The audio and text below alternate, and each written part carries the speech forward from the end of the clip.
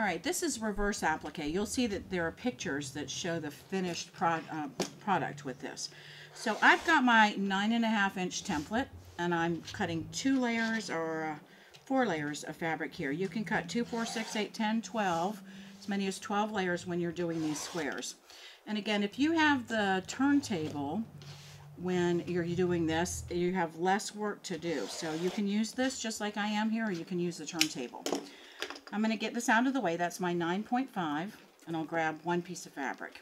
So what we want to do is do a project that's going to use every piece of this fabric.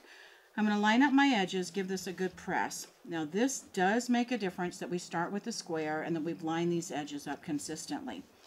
So I'd make sure that I really look to see those were lined up. We're going to take our circle template, and I'm going to use the 6.5 that I have here. What that's going to give me is a seam allowance. Now, rag quilt with a raggedy edge versus a finished edge. If you wanted to do a finished applique edge, I might go down to the 6 or even my 5.5. You can see here that 5.5, imagine I've got a seam allowance here and a seam allowance here. So you decide what size you want to do. I'm going to use the 6.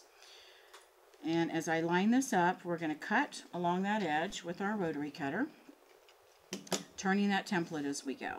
As I cut, turning that template as I go, what we're going to get is a circle that we're going to use for one block, and then I've got my square that we're going to use for another block.